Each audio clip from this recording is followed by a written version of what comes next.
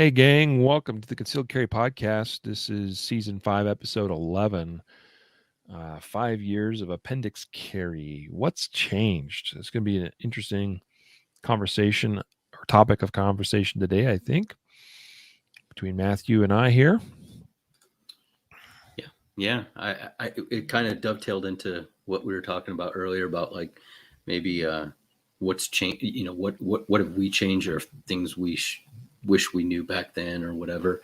And this was a perfect kind of starting point, I think. Yeah. Yep. Yeah, I agree. So I'm looking forward to doing this episode with you today. Yeah, let's see who we all have watching. First commenters. Nobody's commented yet, at least that I can see. But who do we got out there? Tell us where you're watching from today.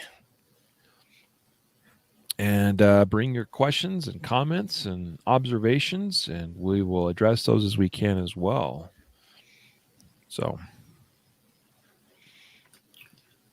my Facebook has been acting weird. I don't know about you, but periodically it freezes, and while I'm watching live, but then it catches right back up, and it's kind of Facebook weird. is weird, dude.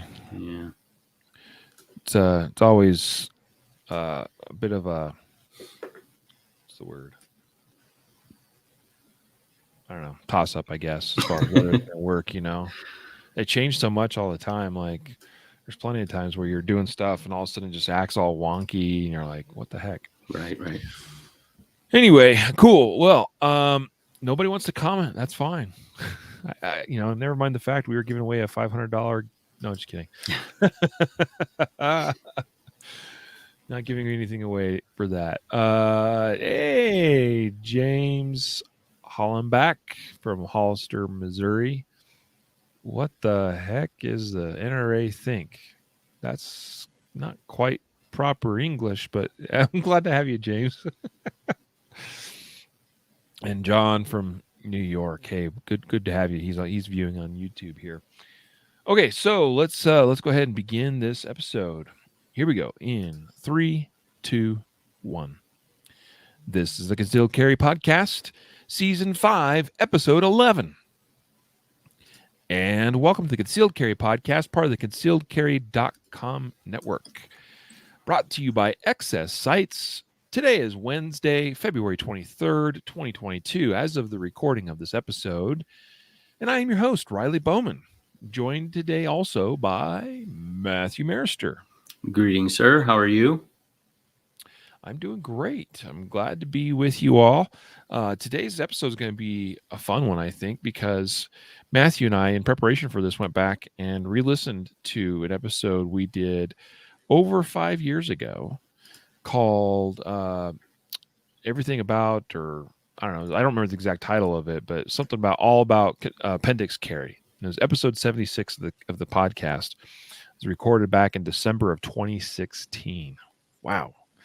Lots happened in 5 years and 3 months ish, plus somewhere in there. Anyway, we just had the thought we'd go back and rehash out an old episode and talk with you all about what's changed for us, what's changed in terms of our gear, and also what's changed, I think, in the industry and for concealed carriers at large, like especially with respect to appendix carry, because there's been a lot of change in 5 years, which is kind of cool to see, because where we're at now is a very different world than it was even 5 years ago in terms of the products that even exist that make appendix carry more possible and more achievable for more people, and it's safer too than it ever has been before. So looking forward to breaking this down and rehashing this all out and seeing where we've come from and seeing where we're going from here with respect to this topic. But today's episode is sponsored and brought to you by, first, Gunfighter Gun Oil. Gunfighter Gun Oil is my brand of choice now these days. I've been using it for some time now. I've got a whole stash of it just on the other side of my desk here. Actually, I was getting ready to do a little maintenance with a couple of my guns. And I just really appreciate it. It's a top-notch quality product for a reasonable price made in the good old US of A, and is backed by some good dudes. Mickey over at Gunfighter Gun Oil is a good man, a true dyed in the wool Second Amendment supporter and believer, and makes a fantastic product. Their grease is great; it's excellent as well. They got a whole line of products, including cleaning products as well. So check out Gunfighter Gun Oil by going to gunfighteroil.com today. Also available on our site as well, but feel free to throw Mickey your money. Go straight over to gunfighteroil.com. That'll be great. Also, today's episode sponsored by the 2022 Guardian Conference. You've been hearing about that a bit lately because we're starting to push on that a little bit more, locking down more and more plans relating to the conference and instructors. You can see who our current lineup of instructors are at guardianconference.com. And that's not a complete list. There's a couple of folks I'm still working on finalizing, and really looking forward to seeing where that all washes out at the end of the day. It's going to be a great conference. We got a ton of great instructors. In fact, one of those, this will be his first time at the conference this year, and that is Wayne Dobbs. And actually, I'm interviewing him on the podcast here later today. So don't miss that episode. That's going to be a great one as well. Wayne has a very no nonsense approach to personal defense and carrying a gun and concealed carry.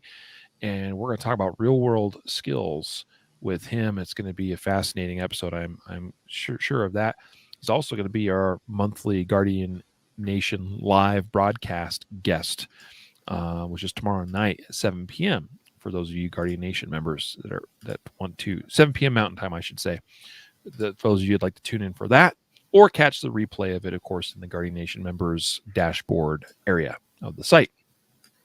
Like 100 other or more of like-minded individuals that are all there trying to do the same thing, and that is learn, educate, be more prepared, be more skilled in the arena of personal defense and concealed carry, because we got classes on not just shooting, but on stuff like medical.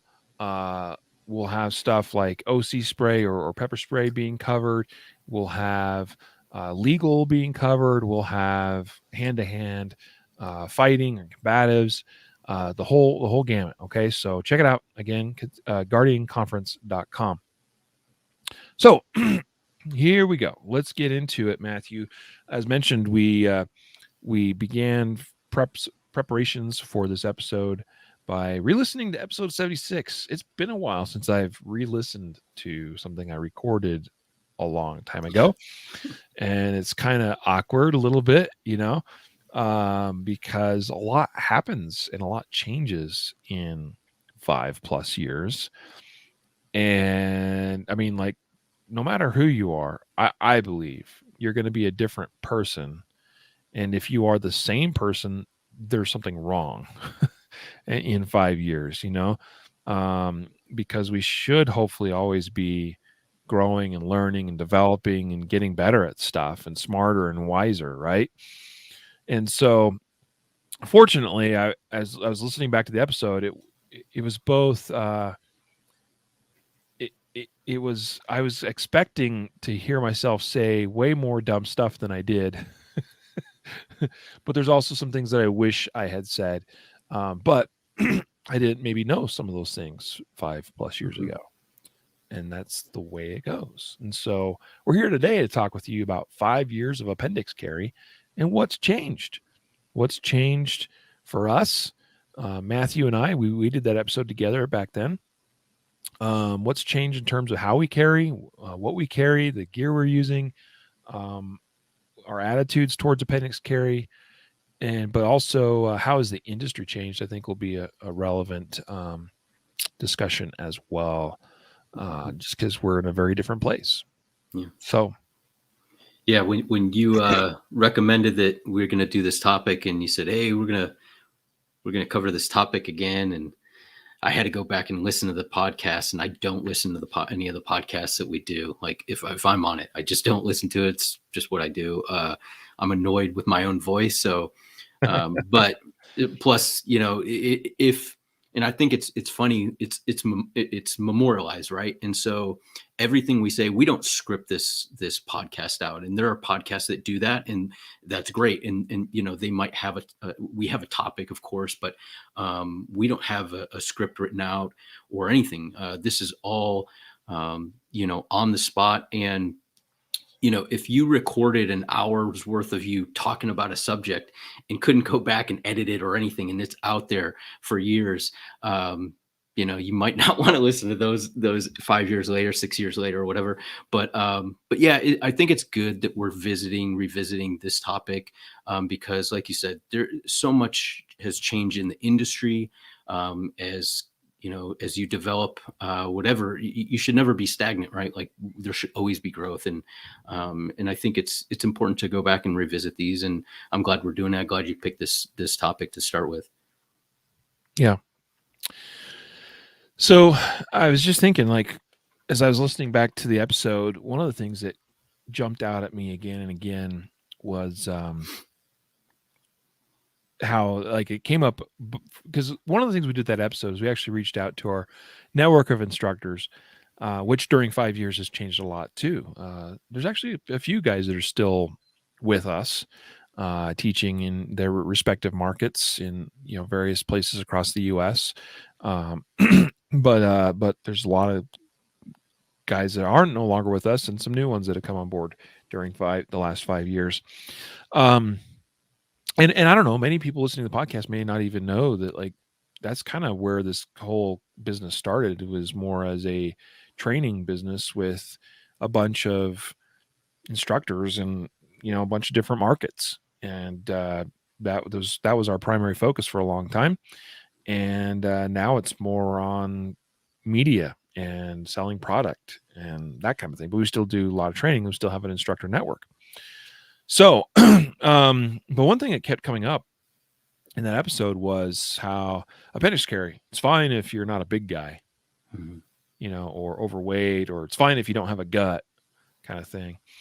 And I said something very similar too. And that was my belief then too.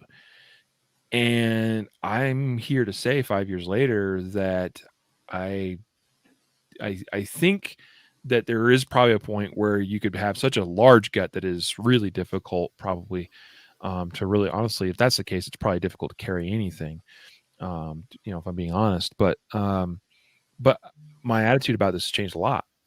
I'm not a small guy. I still got a little bit of a dad bod. I've lost some of it in the last year. Actually re-ramping up my workout routine as of this week, in fact, because just, well, life gets in the way sometimes. Had SHOT Show, and then I was back-to-back weeks teaching on the road, and then I got sick, and yeah, making excuses, sure, but that's just reality. So I'm like, okay, it's been like a month since I was working out like I should be, and so getting back into that, and I'm proud to see I've shed a few pounds and shed a little bit of girth for myself. Not anything earth-shattering, but here's the thing. For a long time, and I talked about this in that episode 76, appendix carry I found difficult because I thought I had too big of a gut to make it possible. I definitely do not think that now, and I actually would say that I am on the smaller side of the scale in terms of what you can do with respect to carrying a gun in an appendix carry position. And some of that's changed. You got the whole 300th parallel. I don't even remember what that dude's name is, but you can just go search 300th parallel appendix carry or something, and you'll come up with a couple of video results on YouTube where this guy that he's a lot bigger dude than I am breaks down how he carries appendix. And so what that just reaffirmed for me is that just about anybody can find a way to make appendix carry work if they want to. And it's relevant to have the discussion of, well, why would you want to? And we definitely talk about a lot of the pros or advantages to appendix carry 5 years ago. And we talked about some cons or negatives too, I suppose, or disadvantages. But maybe that's a relevant place to just talk real quick for a minute, Matthew, and just ask the question: has anything for us changed in terms of the advantages or disadvantages of appendix carry? As far as the advantages go, I mean the inherent advantages that we covered in that episode, I think they remain the same, right? A brief overview would be, right, like it's more concealable, better access to the gun, or a quicker presentation or draw, just less movement, better retention in hand-to-hand type thing, better defense of the gun against gun takeaways or gun grabs. You can draw with your offhand if you had to. Better in a seated position, easier to access in a seated position. And I think, and this is a subjective term, but I think it's actually more comfortable. But so as far as, I don't think any of that has changed as far as like, reinventing the wheel as far as appendix carry. I can't think of anything that we didn't cover back then. Yeah, I think I would agree with that. I was trying to think through it as well, and I would just say that I probably would not have said this then, but I will say it now, and you just said it, and that is, I am also of the belief that when done properly with the right gear that is dialed in and tuned to your body, appendix carry is more comfortable than standard, like inside waistband positions of, 3 o'clock, 4 o'clock behind the hip, even smaller back, which I've never really advocated for, and certainly still don't, or even, cross draw inside waistband. Mm-hmm. Okay. I think the only thing that would be more comfortable is outside waistband, if I was going to list anything. But if we're talking about a true concealment role, yes, some of us can get away with outside waistband carry options in certain contexts with the way we're dressed, the weather, wearing jackets and coats, et cetera, et cetera. If you're the kind of person that goes to work every day wearing a suit jacket, like, cool, good on you if you can make outside waistband carry work. But for most of us, we can't. So if we're sticking with the IWB or inside waistband options, I have found that appendix carry is more comfortable. Mm-hmm. And I realized, I had that realization when I attended Jeff Gonzalez's concealed carry instructor development course a couple years back now, and we had to demonstrate proficiency from all these different concealment or carry positions. And we had, I spent a good several hours of that class shooting from inside waistband where I used to carry. And I threw my old holster on in the same position that I used to always carry it, and was like, well, whoa, what's going on here?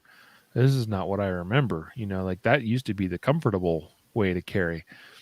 Now I do think there's two things here. Number one, I think I've learned how to carry appendix much better with better gear that's dialed in better for my body. And number two, I think our bodies also adjust to where we carry a gun. And so if we give it time, if we give it a few weeks, and that's a tough thing. Sometimes people will try something and they try something new and they're like, ooh, that's not comfortable. Well, maybe be a little bit stubborn about it and give it some time. Because when I first started carrying appendix, it wasn't comfortable. And I would say, even if I was to give it a rest for a time now and then suddenly go back to stuffing a full-size P320 in my waistband in a floodlight, in the 12:30, 1 o'clock position, it probably would take me a few hours to the better part of a day to kind of get back adjusted to that, Mm-hmm. to the idea of that. So I do think there's an adjustment period that our bodies go through. So I think part of that was throwing in that IWB holster behind or at the hip. It was probably like 330 is about where I was wearing it. I think I was not used to it, but it was an eye-opening moment because, again, I there was a time in my life where I thought nothing could beat the comfort of a classic inside waistband hybrid holster. Mm-hmm. Seriously. So but my attitude about that has absolutely changed in a big way. Yeah, I think part of that, and well, I'll say that we can hit the negatives and stuff, and then we can get into the reasons maybe why. I think there's some legitimate reasons we could cover. Yeah. Well, yeah. Well, why don't you throw out the first thing that you want to go to from there? Yeah, so you kind of mentioned that there is a trial and error. There was some getting used to just the feel of the gun being there, right? And I 100% agree. Like I went back between a Glock 19 and then I got the for a while I tried out the Enigma with the P365, and it was so small and so light that when I went back to the Glock 19 in the Enigma, or just in a regular holster, I mean, just going between those two guns, same position and everything, there was a little bit of, oh, this gun is bigger, right? So I think they're totally like 100%. I also think if we go back over 5 years ago, the number of people making holsters is, I mean, it's not even, remotely the same. And at that time, I mean, at the time when I listened to the back to that episode, you said, hey, what about appendix carry with a weapon mounted light? And I'm like, I think there's maybe one company that I can think of, right, that like makes an appendix rig that holds that you can use a light with. And now, I mean, everybody makes one. And so, but plus, with wings and wedges. And so the technology and I don't want to say technology, maybe the engineering that goes into it, the design of the holsters, the way the clip systems and all that has really made it so you have even just adjustability, like ride height and cant is a huge thing. And back then, I think most of it was just, hey, let's just take an IWB holster and put it in the front of your pants. And there's not much adjustability, and there's so all of that goes into making it much more comfortable and viable for so many more people. Yeah. Well, okay, so to put this in perspective of just how much has changed since when we recorded episode 76, so a little more than 5 years. It was in 2016, the Filster Classic was barely coming to the market, or was just barely on the market. Okay, it was somewhere around that time frame. You and I were even talking before we went live with the podcast today about, at the time we recorded episode 76, we had somebody asking about, or somebody mentioned, it was one of our instructors actually talked about how because of the security position he was in, he wanted to be able to carry a gun with a weapon mounted light on it. And there wasn't really much in the way of options to do that in the appendix position. And again, this is 2016. Yeah, that was true. There was not much back then to make that possible. Just a couple of options. Now there's tons of options. I went back and looked, Matthew. The Filster Spotlight was released in 2017, I think mid-year. And that was a weapon-mounted light bearing appendix carry holster.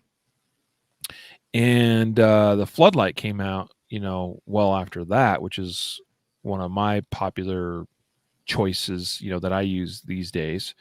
So point is this time frame that we're referencing, late 2016, there wasn't a lot, nothing like what we have today in terms of appendix carry holster options, nothing like what is today. And now we have whole appendix carry intended systems, not just holsters. And by that, referencing the Enigma, released a little more than a year and a half ago, thereabouts, right? So there's been a lot that's changed in 5+ years in this game. And so, I mean, that definitely has played a role in our ability now as concealed carriers in general to carry more stuff, bigger stuff, more comfortably, for longer periods of time, you know, there's just so much more supporting the idea of appendix carry in today's world. Mm-hmm. Yeah, and the guns. I mean, think back. We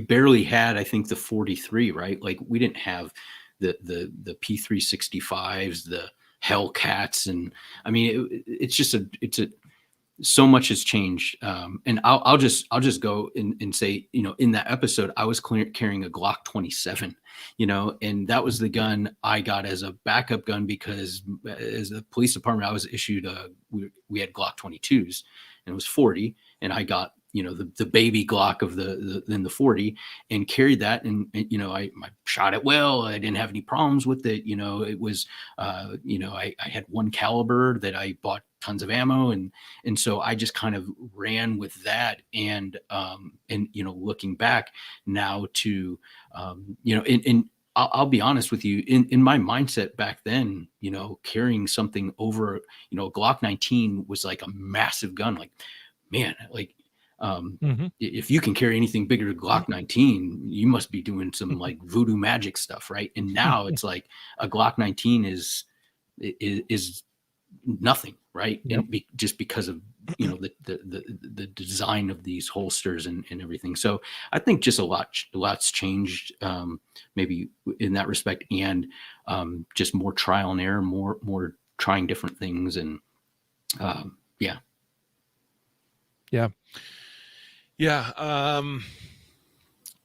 I was also just thinking too, like how much has changed just in terms of the belts people wear for appendix carry. Yeah. I mean, Enigma notwithstanding, which is a whole concealed carry chassis. But you look at, like, right now, I'm wearing a foundation belt from EDC Belt Company. Nothing like that existed 3 years ago. I'm trying to remember exactly when Foundation Belt came out. Before that, you had a couple of players that were making these low profile appendix carry intended belts, like Mastermind Tactics. Blue Alpha Gear got on board there, fairly early on. But before that, it was like, when you talked about a gun belt, people wanted wide, stiff, thick belts, which that was its own challenge in and of itself for appendix carry, because what we've learned in 5 years is that you want a little bit more flexibility there than you do with, say, carrying a full-size gun outside the waistband at 3 o'clock.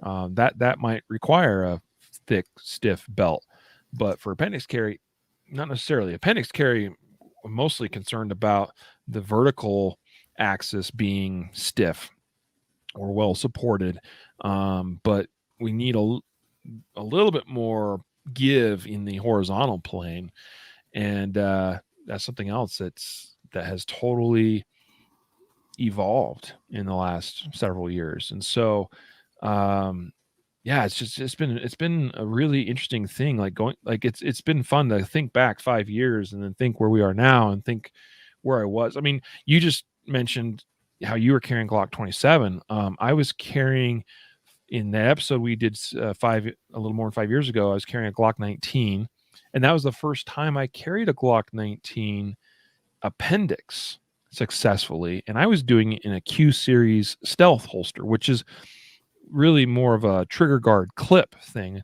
And by the way, to that, I think the Q series stealth holsters for that style of holster are some of the better products that are out there, but I no longer use anything like that because it just doesn't work quite as well as what's available now on the market. And a couple of things for the Q series stealth was that it was very low profile, and you had no extra bulk to the holster.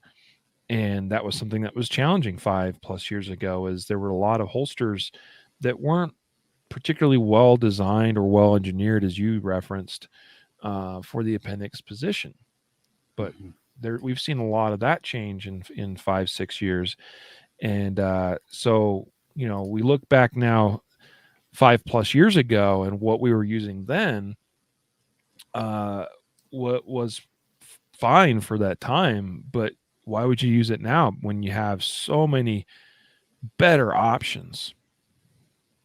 Yeah. So Yeah. yeah. And you mentioned you were carrying in the Q series holster. On that episode, we were talking about that I carried in the Brave Response holster. Um, and yeah, so at that time they didn't. I mean, the Brave Response holster, if you're not familiar, it's kind of like a hybrid belly band, and it's a little bit more than a belly band, right? If you took the Enigma and took off the Kydex part, and it's kind of a belt system like that with kind of a canvasy type material holster, not a hard sided holster. And I was carrying in the appendix position with a non-appendix. I mean, it wasn't designed for appendix, but for me, it was a viable option at the time. There weren't, like I said, there weren't very many options for that were very comfortable, that had adjustability, and that was really a comfortable and viable option at the time. I know, I'll let you kind of hit this topic too, but I'll just kind of, since, I was using it at the time and stuff, that as holsters, kind of the technology and the engineering that goes into them and design and everything, there's better options than a soft-sided holster now. And I wouldn't carry in the Brave Response, not because because there's other options, not because I think, that it's some sort of, it's an inherently dangerous product, right? Like, but it's not as safe as other options, I think, potentially. And so with What the other options, I think that there's better choices. what you're saying is true. In that when you look at the products that are available now, they are substantially more safe than the Brave Response holster was, because we have custom formed to the gun holster options now from hard plastic, either polymer, injection molded, or Kydex or Bolteron. That there just is no physical way for anything to activate the trigger while it's in the holster. And the Brave Response holster, now, to be clear, it was a lot of people would compare it to a belly band, and that's not a fair comparison, because most of the belly bands I've seen used very thin elasticy material that never really adequately protected the trigger Right. in any way, in my opinion. Brave Response holster actually was much better in that regard. It was reinforced across the trigger guard area, multiple layers and stiffer layers of material there. And in the way it was designed too, I think it did a really great job of actually covering the trigger guard and protecting the trigger inside. But compared to, and we did quite a bit of testing, so people would call into question, and he recently actually did. Somebody called into question my integrity over using a product like Brave Response holster. Really, that would have been over. Well, I would say I used it in limited contexts, less than 5 years ago, but not extensively and not on like a daily basis. It was 5.5-ish plus years ago that I used it more regularly, but I wouldn't do it unless I tested it extensively. And I did quite a bit of time of jabbing it with, rods and sticks and various things, trying to see if I could get the trigger to depress through the material. And while it was possible, it required a lot of pressure in a very specific point. And it was such amount of pressure that it was it gave me confidence at that time to carry in it. But Sure. again, compared to what we have available now, there's no point. There's no reason to use anything like that anymore. And I would say there is no reason in today's world to justify using a soft-sided holster, really of any kind, for concealed carry purposes, because we have so many other great, better, undoubtedly safe options that you can accommodate to basically any carry context you can imagine. Mhm. You know, you're wearing a dress, you're wearing a skirt, you're wearing swim trunks, even like, like you can find absolutely 100% guaranteed safe products to carry your gun in now that will suit those types of carry situations. So yeah, I think we hit on that pretty well. I mean, so to your point, you were talking about how 5.5 years ago you were carrying in a Brave Response holster. This was before the Brave Response Appendix holster even existed. You were just using the standard one in the Appendix position, and that worked okay. Yeah. And that's what you were doing with a Glock 27. Mm-hmm. So tell me, what are you carrying in now? So right now I have a Tier 1 tactical. I think it's the Axis or something. Oh, yeah, the Tier 1 concealed. Yeah, Tier 1 concealed.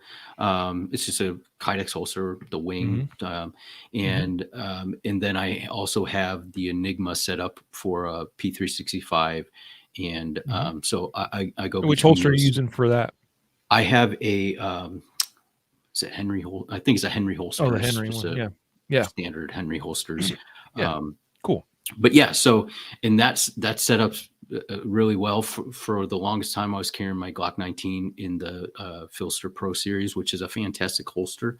And so, but yeah, so I've gone from a baby Glock to I guess a 19 still a compact size. It's not a duty size gun, but a little longer slide, longer grip and everything. And and I'll tee this up for you because I'll hand it back over to you because you were carrying something else back then, and we're going between like longer guns versus shorter guns, and why the Appendix, why that is a benefit of Appendix carry, and why you can carry a longer gun and it's actually better or more comfortable.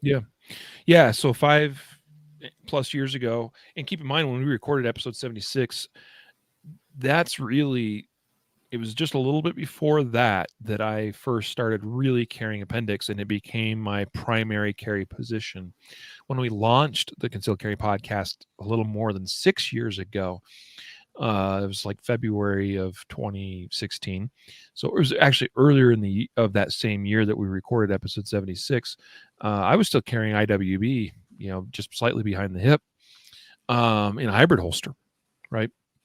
And that had been my thing for a long time, because that's all I knew, and that was the solution that worked for me, and that accommodated me and my needs and my gun, and so on and so forth. So when we recorded episode 76, I had tried the Q series stealth holster and was like, okay, I think I can make this work. And one of the realizations I had in that episode had to do with both ride height of the gun, because I think that some of the Appendix type holsters I had tried before that, I was trying to wear them too low, and it caused a lot of pinching and hot spots and pressure points in the inguinal crease and groin area of my body. And with the Q series holster, it didn't have a lot of adjustability, but it was Gary that designed that did a great job. He's I don't know if he still is, actually. I haven't talked to him in a little while, but was a federal air marshal. So he was carrying for his job in a concealed context, riding airplanes all the time. And so he understood how to do this pretty well. And he designed that clip style type holster clipped around the trigger guard and the forward kind of dust cover portion of the pistol. And the ride height of that was higher than what I had typically done, and was like, oh, that's interesting. But I quickly realized that was part of the answer, that I had been trying to wear things too low. And the other thing was, and I mentioned it a couple times in that episode, how I was like, why is the 19 more comfortable than the 43? Right. That's another point. Like you touched on a little bit, just how much guns have changed. in 5-6 years, where 5-6 years ago we had the 43, which hadn't been out for very long at that point even, and like the Smith & Wesson Shield, and those were kind of your two common single stack type guns that people were starting to carry with more and more. Now, of course, we got those size of guns, but double stack now in the form of the 365 and the Shield Plus and the 43Xs and 48s and so on and so forth. Again, just how much has changed. But this is one thing that hasn't really changed and is still, I think, being figured out by some people, but the industry by and large has figured it out. And by industry, I mean the holster making industry. And that is that for the appendix position to really work well, you need the gun to be well balanced as it carries in the waistband. And that's a combination of things. Number one, it's a combination of how much material or gun and holster is below the top of your belt and how much of it is above the top of your belt. And it's also, these are obviously related things, how much weight is below the top of the belt and how much weight is above the top of the belt. Well, in the case of semi-automatic pistols, they have a lot of weight above the belt because all of your ammunition is above the belt because it's in the grip of the gun. One of the reasons why J-frame size revolvers were popular with appendix carry use going back decades. Number one, there wasn't a lot of options, especially talk about options available 20, 30, 40 years ago, Matthew, for deep undercover appendix carry work. Part of the thing there was guys were just stuffing revolvers in their waistbands because they didn't have any other option. And a double action revolver was considered generally safe because big, long, stiff double action trigger, right? But they also carried and worked well because there was more weight below the belt line than above because the grip of your revolver really doesn't weigh that much. And so semi-automatics have the opposite problem. And then combined with our anatomy, and this is true for everybody. This is not just a big person problem. This is a everybody problem. Even those that are skinny and are relatively flat tummied, you are still, like, if you look at how your body's shaped, where your groin begins, the lower abdomen to the groin and the inguinal crease, which is the crease between your leg and your groin, that part of your body, it curves inward, right? It just does. If you have any sort of gut, it exemplifies or exaggerates how much that part of our body goes, curves inward, right? Because now we have something above it that's leaning outward.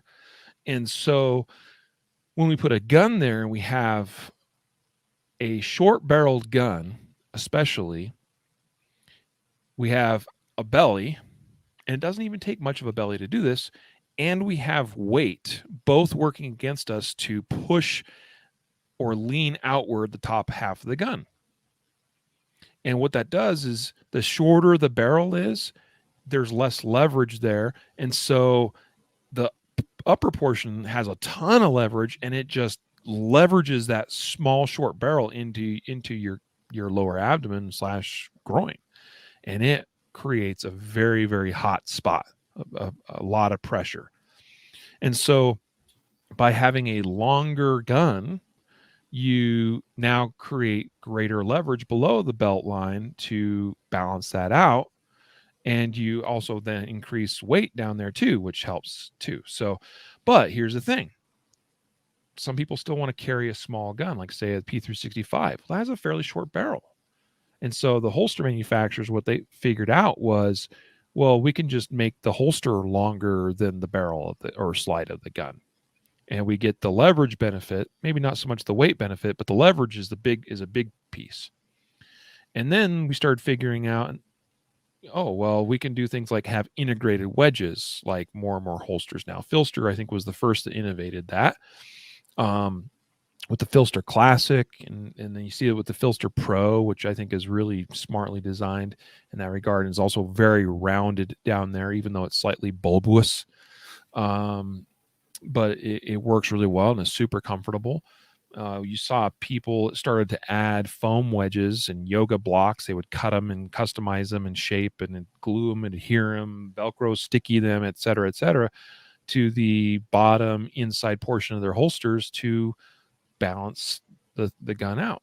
And not only that, but even create the opposite effect of trying to tilt the gun a little bit inward. And there's a sweet spot. You can do it so much that it obviously becomes uncomfortable at the top portion of the gun, or even makes it difficult to grab and draw.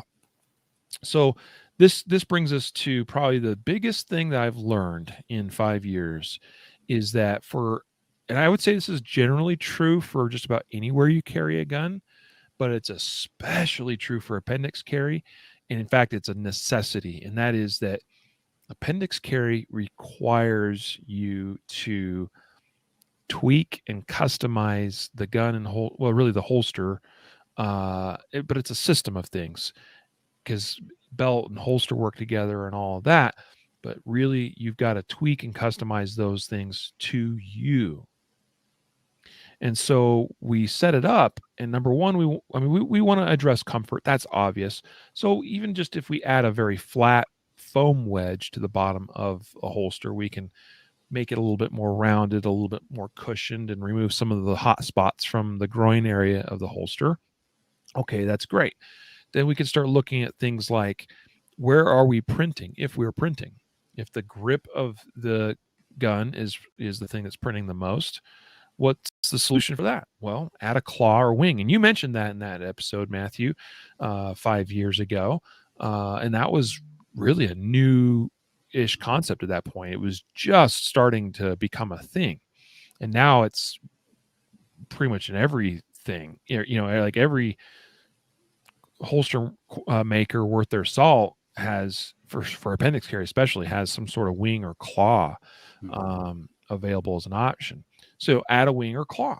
And now we even have things like the mod wing, where you can actually customize how much, how wide or how tall that thing is. So you can, hey, I just need a little bit of grip tuck. Okay, we'll use the smaller version of the mod wing. No, I need a lot of tuck. I need to bring that grip in a lot. We'll use the tall one, that kind of thing. And then the wedge is at the bottom of the holster, and even changing the positioning of that to a degree and the thickness of that, it can bring in the top portion of the gun, more like where the beaver tail is, or the back of the slide, the rear sight, that kind of stuff. And there's also an effect a little bit where the wedge and the claw or wing can work together a little bit. And so where we get to now is an appendix carry holster that is incredibly concealable and allows us to carry bigger stuff with greater levels of concealment than we ever have. And in my experience, and this is going to be personal to every person, but the slight, a bigger gun has been, in my experience, more comfortable for me to carry. Yeah. To a point, like Sure. I can go with a really long gun and a long holster that's so long it's hard to tuck all that inside the pants and really presses down against the crease of my leg or whatever. But but I want some length. I want some size there. It spreads out the load and the pressure of that against the body, gives me more to work with, and allows me to dial in things like a wedge to really find the sweet spot for me personally.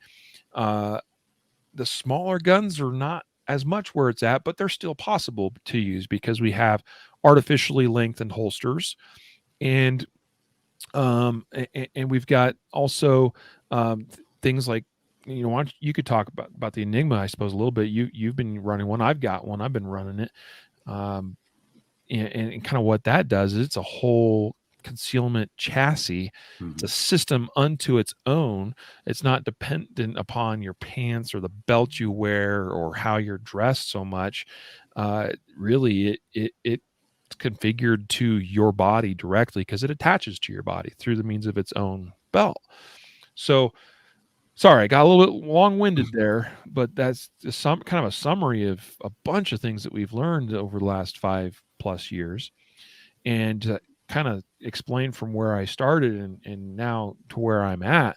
I was at a Glock 19 and a Q Series stealth clip style holster 5, plus years ago and just starting finally to succeed a little bit at appendix carry.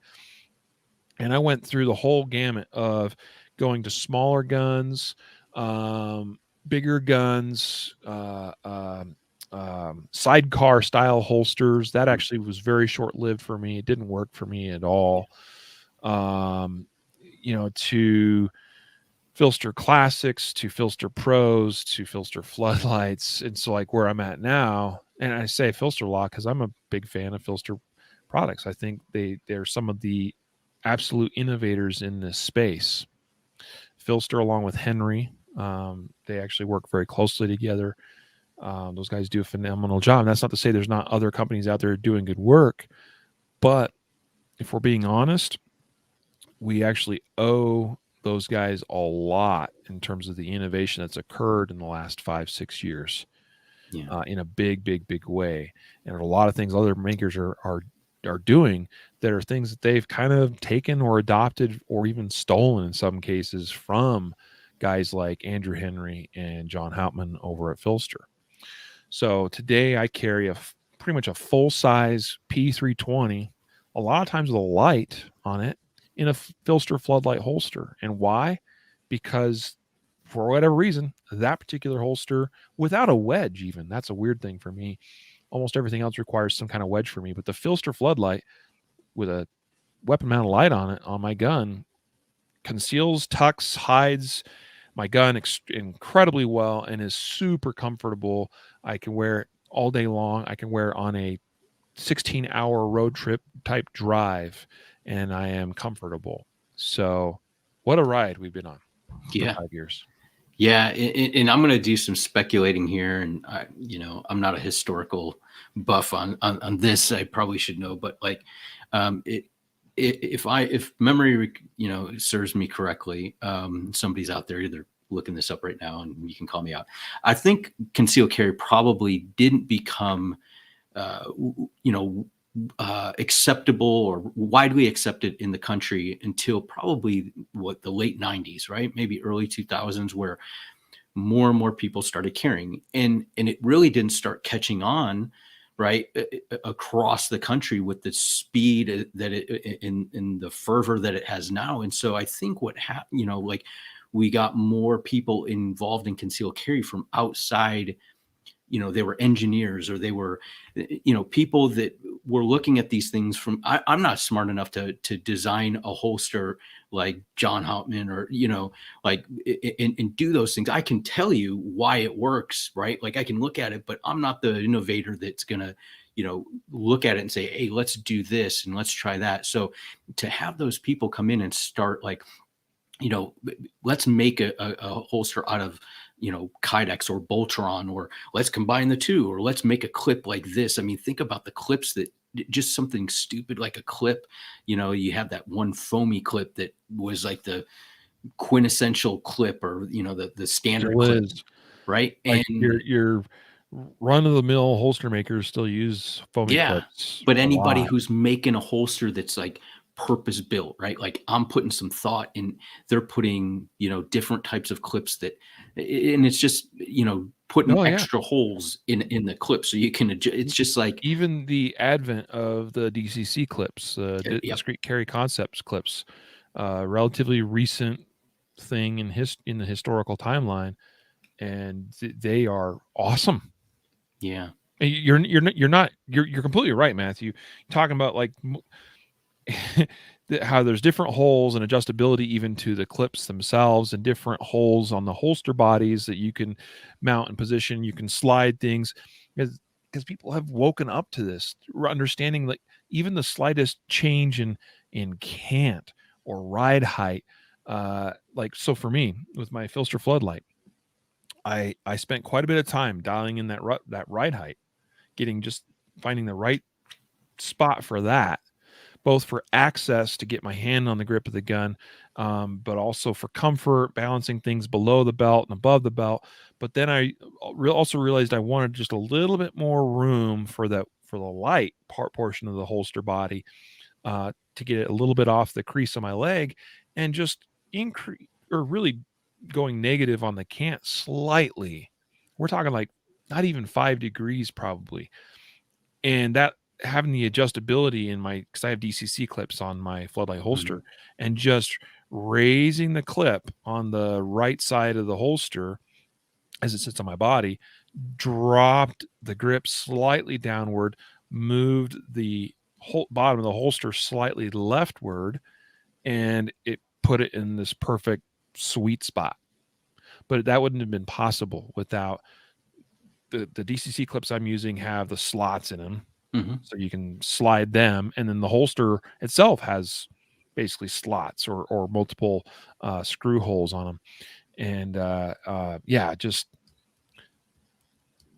so many little, sometimes the tiniest of innovations that have just the whole, put it all together collectively, and man, we are in the golden age of concealed carry.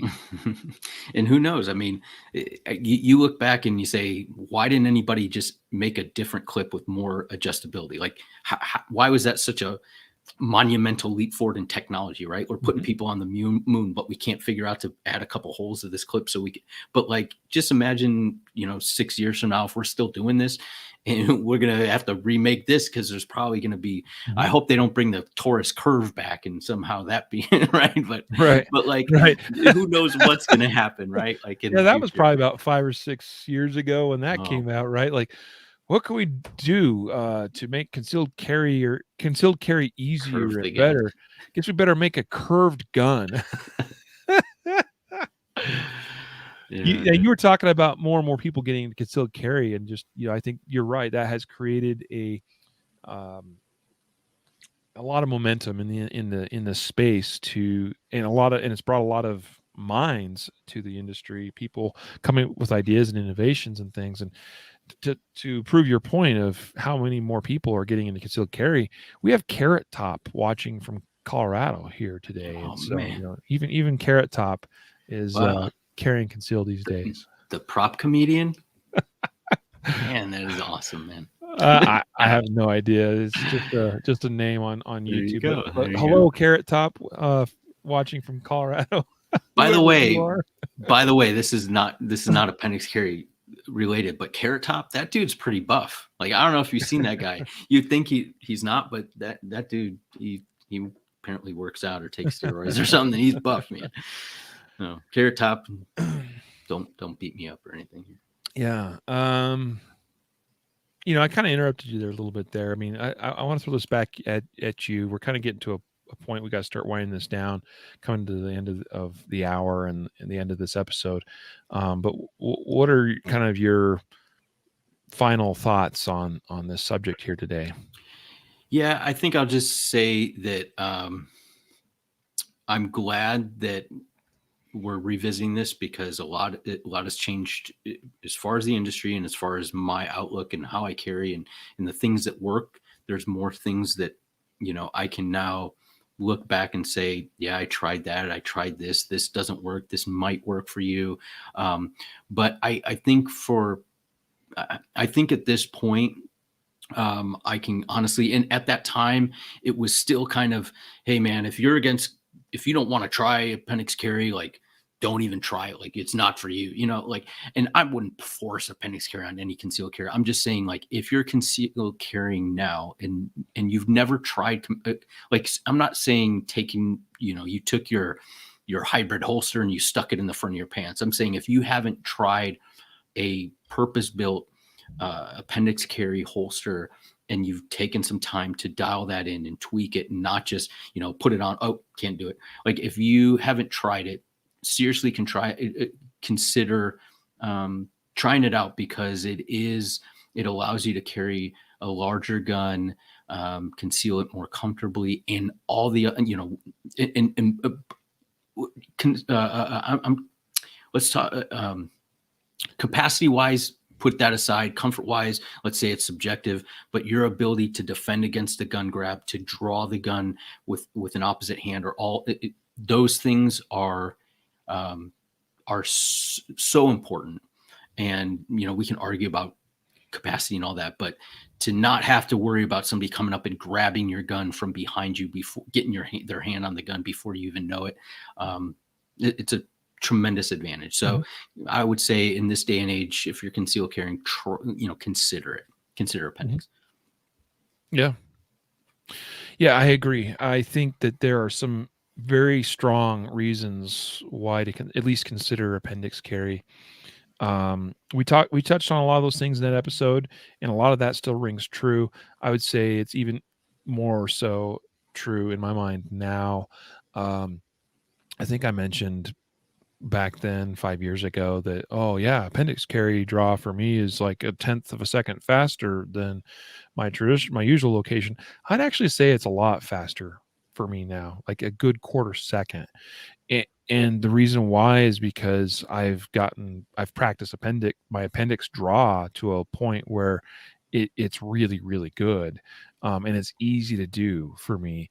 And I could never get my IWB draw to that level. Not it just takes too long, and it's less efficient in terms of clearing my shirt out of the way and getting the grip and everything on the gun. So it is faster. I believe it's more secure. I believe it's less likely to be discovered. It's easier to conceal your gun in the appendix position. I really truly believe that in a big way.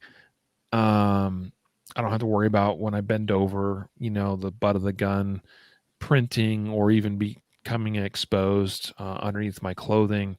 It's just always there, and it's secure, and it's hidden, and all of that together with it being immediately and easily accessible from pretty much any position I find myself in, it still is and will continue to be forever, as far as I'm concerned at this point, my chosen method of carrying a gun. Mm-hmm. So anyway, we probably could visit some more about this, but I think we've done it some justice to kind of talk about where we were 5 years, 3 months ago and where we are today. And not only me and Matthew, but also kind of the industry at large a little bit. But we are in a time and place where there are more guns to choose from of a variety of types with great capacity and performance potential, all the way from small guns to big guns and everything in between, holsters that support them, products like the Filster Enigma that is its own standalone holster mounting, carrying chassis solution, which completely has changed the game for a lot. We've had people here commenting today about how Enigma is their jam now because it is so good at what it does. And I'll say that today, I mentioned how I carry most of the time a full size 320 in a floodlight. I still carry that one on my belt. I do have the light bearing Enigma that I could mount that holster to, and I played around a little bit with that. I didn't find as much juice being worth the squeeze for me in that configuration, but I know people that have had great success in that configuration. But for me, I really like the P365 XL mounted in a Filster Pro mounted to the Enigma. And so if I'm not carrying my full-size gun, then that's what I'm carrying is that 365 XL on an Enigma. And it works amazingly well. So, and partly why that is because it's so adjustable. You can adjust not as much but a little bit.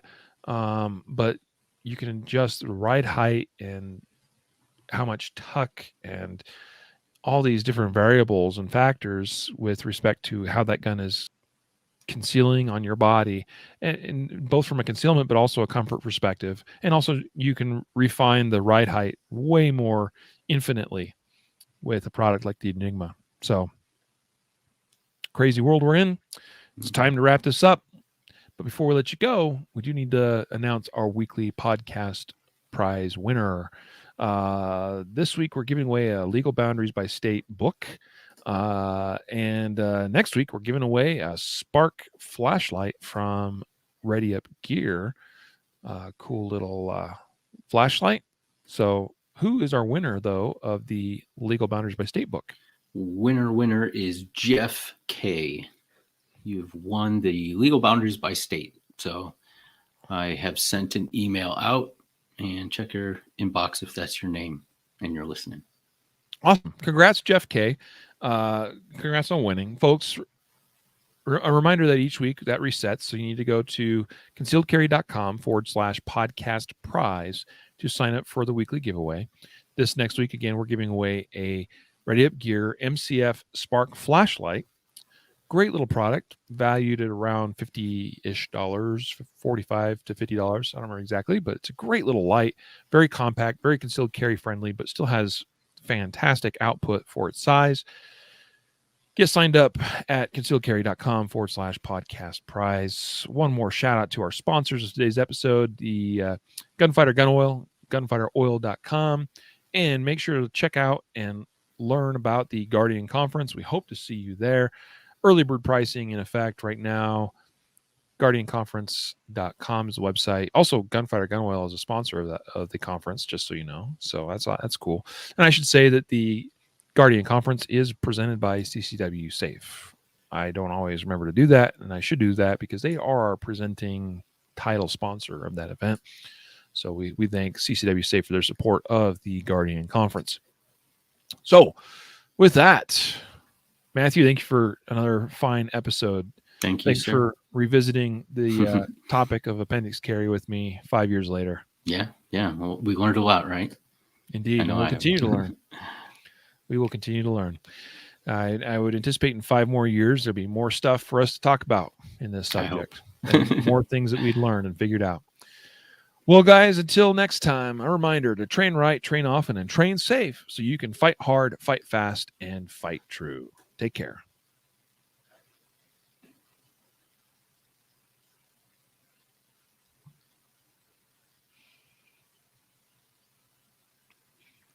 I see the clock still ticking. I hit the end button. It might not want to end. We have more to go. Awkward. I think we're still online. On Facebook. Kind of don't know. No, I'm sure if I say something stupid, we're online. This is hilarious. End the broadcast. Having trouble connecting. Please check your internet connection. That makes no sense, right? Because if we're actually broadcasting this, but I don't have the internet connection. Actually, shut it off. I don't want to say goodbye. Here we go. Trying again. End connection. Scott's like, you're still on. Yeah, the after party. This is so funny. I think this happened like one other time, and this is so funny. You guys want to watch me eat dinner? I'm happy to bring the camera. Matthew's got to get going, so maybe we'll bid adieu to Matthew while I hang out with everybody else.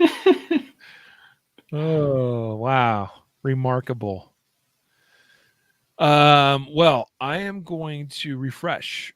So you might lose me for a second, and Matthew, if you want to jump out, feel free. All right, guys. Well, thanks so much for listening, guys. Thank you. All right. Later, Riley.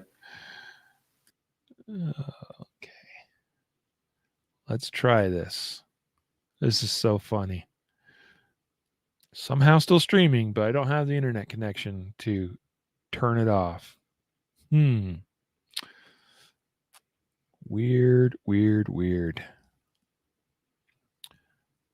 I'm trying to refresh and it won't even refresh. What's going on with this thing?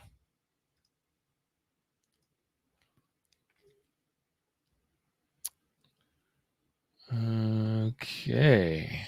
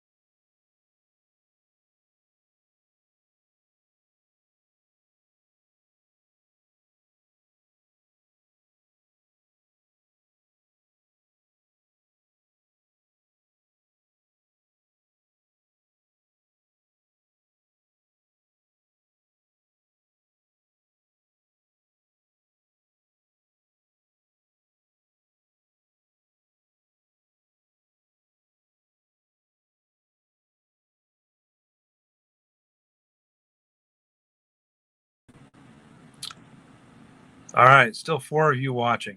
What's up with you people? Golly. Had to log in on my phone using my cell phone coverage, and we're going to try ending the broadcast now. Here we go. Ending now.